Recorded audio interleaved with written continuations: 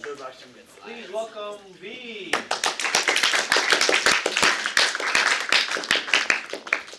Hi. So for my explorations project, I decided to do an illustrated poem. So I think poetry is really cool. I do it a lot in my free time, and I also enjoy drawing. So I thought it would be cool to incorporate these two, because I also thought I could add a lot more meaning and symbolism by illustrating a poem that it already had meaning and symbolism with the words, but I thought it would be cool to also integrate illustrations into that to add more meaning. So my inspiration for this, for poetry, Sarah Kay is probably my favorite poet. She is the person who got me into poetry in the first place. When I write poetry, I kind of already emulate her style. She writes poetry in a very straightforward way. So I thought it would be nice to have a straightforward poem illustrated, since you're focusing more on the illustrations and less on the poem itself. So if it was a super metaphorical poem, then it would kind of be harder to understand if you're trying to focus on the poem and the illustrations and all of it at the same time. For the actual art and the illustrations itself, I was inspired by The Traveler's Warning by Beckett Jones, which is a short comic that I found on Tumblr. It's I'm not sure if the original text is meant to be a poem, but it has a very poetic feel, and all of the text is kind of embedded in the illustrations. I didn't do that for mine, but this kind of got me into illustrated poetry. So after seeing this, I explored a lot more of it. So I'm going to show the final piece and then show my process so you don't get spoilers. This poem is titled It's Alive. I wrote this poem at 12:03 in the morning, my mind drunk off of exhaustion, unable to weave together coherent thoughts, but conscious enough to knit this Frankenstein of a poem together, though it may be a monstrosity. What's wrong with being a monster? So this is the poem itself without the illustrations. There's a lot of enjambment, and since I couldn't really depict that, since it wasn't all together like this, I had to kind of use the illustrations to show how everything was kind of put together, stitched together almost. This was what planning looked like. I just took the poem and then I put it on a Google Doc. Each bullet point is a different illustration. I wanted to do a full bleed. It was single illustration for what would be each page. You kind of saw it in the layout. So each bullet point is a single illustration, which would be 2 pages except for the first page. It looks kind of confusing, but the periods are all the line breaks, and then all of the indented ones are jot dots of what I wanted the illustration to be of. I asked my friend for feedback. I actually did this for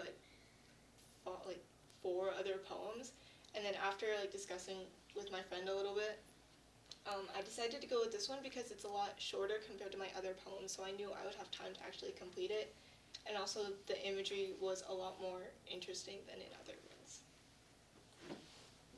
So this is my initial thumbnail. It was just, as you saw, it kind of changed from this initial sketch. And this is the line art. I did all of this in Photoshop. I kind of just split the page in half just so I knew where the center was. And this is the base color. This kind of made me hate it because I don't, in my opinion, it looks really bad. But then I added the shading, and I used a lot of overlay layers, which just to complete the shading, and that made me feel a lot better about it. And yeah, I liked the project again. So what did I learn? Breaking up a poem into different pages, it takes a lot of thought, more than I initially thought, because there's a lot of things to consider, what I want illustrated on each page.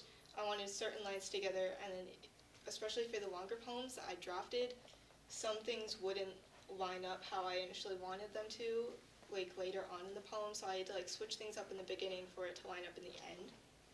Also, placing the lines on the page, I didn't think about it when I was thumbnailing, which is my bad. So after I did the line art, I put all like the actual lines of poetry on, and some of it I had to like fiddle with the size to get it to like fit where I wanted it to, because I didn't think about it while thumbnailing. I also have a love-hate relationship with coloring because like I hated just the flat colors, and shading, it took a really long time, but I like how it turned out in the end. I would still change some things, like the lava lamp part, I wanted there to be more of like a blue hue everywhere, but I couldn't figure that out on time. I also wanted to add a cover, which I didn't have time for, because I kind of wanted it, initially I wanted it to be like a book, but yeah, I didn't have time. But overall, I really like illustrating poems. I definitely want to try this again. And I also learned that drawing sheep is really hard. I struggled to draw the sheep on the last page. It took me like 3 tries. But yeah, thank you.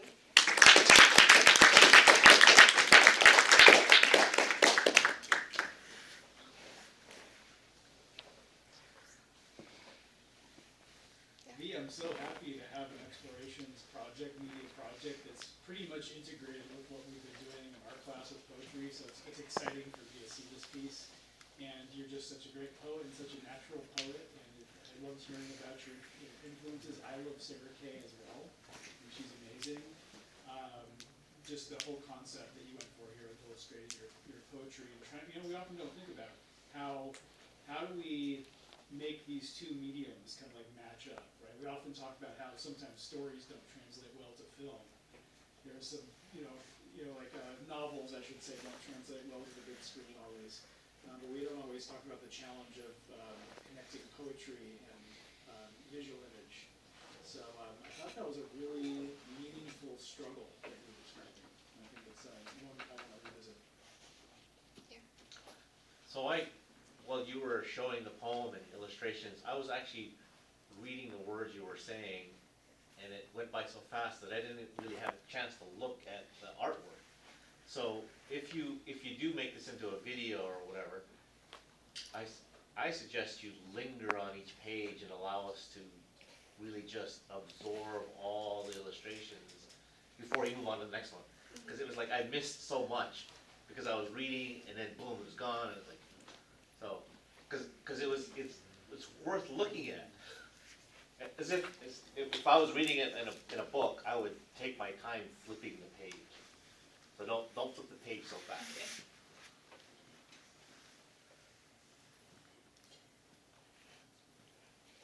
What was your inspiration for the poem?